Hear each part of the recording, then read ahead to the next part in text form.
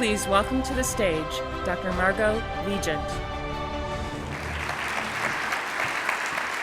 So I'd like to tell you all about my college friend, Tycho Brahe. Now, I admit it's unusual for a college freshman to be friends with a 16th century Danish astronomer, but it's all because I had this really awful schedule the second semester of my first year at college. You see, I had physics lab at 8 in the morning, and then I had chemistry class at 11:30. And in between, there I was, far from the dining halls, on the top of a hill, 3 feet deep in Ithaca snow. I had almost, but not quite enough time to make it to the dining hall or my room.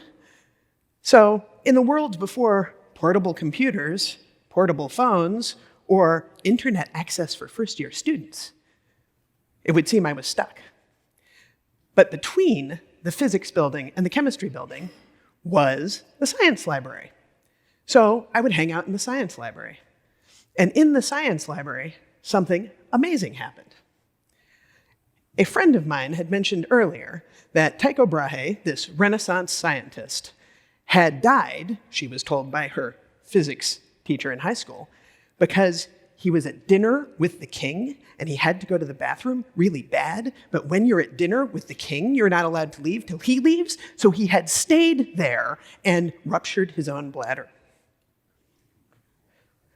I could have laughed and moved on, but I had this hour to kill and a world-class science library at my disposal. So I acted upon my curiosity and went in search of the truth. Curiosity is a funny thing. It's inextricably linked to motivation, specifically intrinsic motivation. And while people tend to look at both of those things as fixed personal traits, you're either born curious or you aren't, they are in fact largely situational. We, as faculty, can create situations where it's more likely that our students will be curious and self-motivated. Over the past 3 years, my colleagues and I have spent some time being curious about curiosity.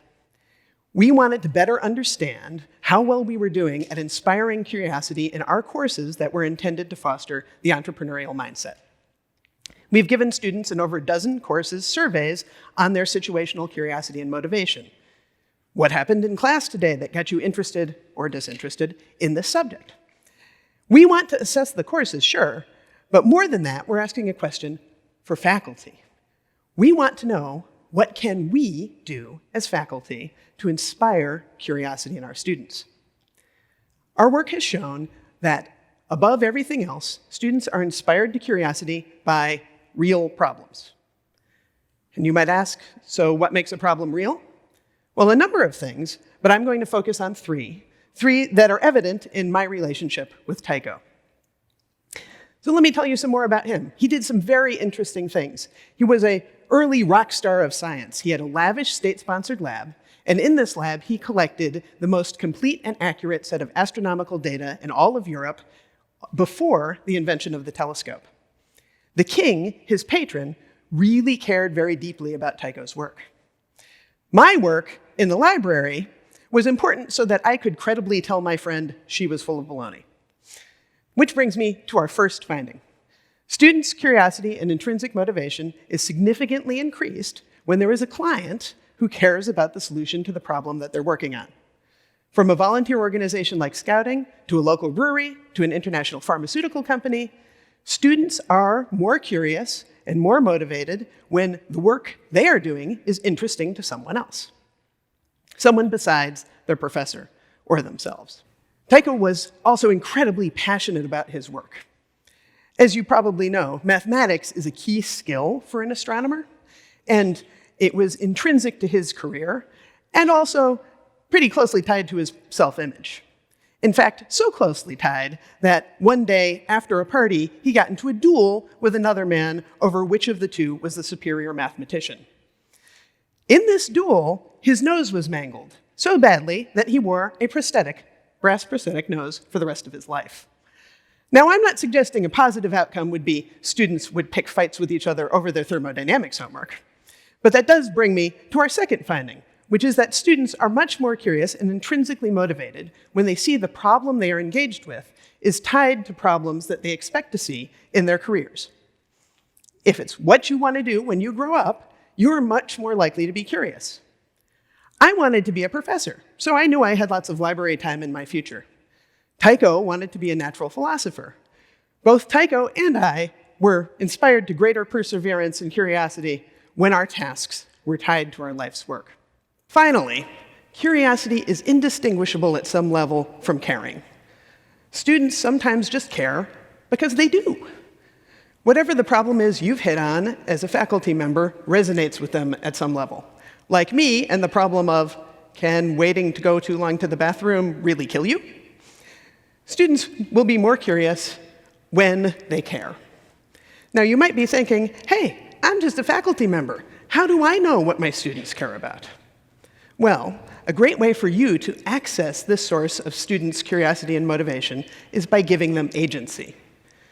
Rather than telling them what problem they'll solve, ask them to pick a problem that is important to them. In fact, ask them to start their problem solving by writing a brief reflection about why this problem is meaningful. Sometimes they'll write something so beautiful, it'll leave you speechless. Tycho's last words were, "Ne frustra vixes vidar."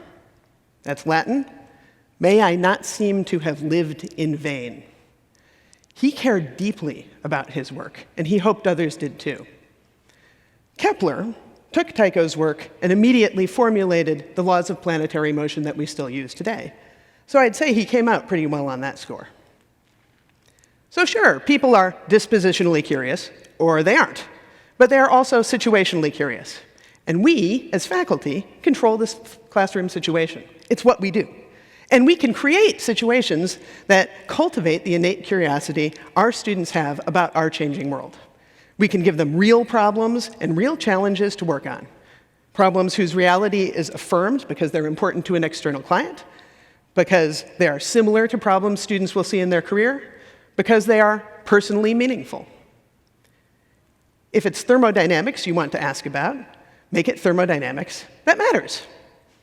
For example, you could ask students to design a tasty and safe jam formulation for a local business. Thermodynamics is intrinsic to preventing microbial spoilage in that sort of product. Students could work out how power plants could be better designed, as many of them will ultimately do in their careers. Or students could use thermodynamics to create a better world in a way unique to them. So, to our original question, what did I find out in that snowy science library? What did Tycho Brahe die of? Was it really a fatal case of needing to relieve himself? Well, in the library, I found the definitive 1890 biography of Tycho Brahe, in which I read that while he indeed was taken ill at dinner with a duke, a dinner which protocol didn't allow him to leave, it was not, in fact, a fatal case of needing to relieve himself. There are others who have been interested about the life and death of Tycho Brahe. As recently as 2010, he was exhumed as part of a murder investigation. They were wondering if he had been poisoned by mercury, perhaps by a student. So, what did he die of? Are you wondering? What really happened? You curious? Are you? Thank you.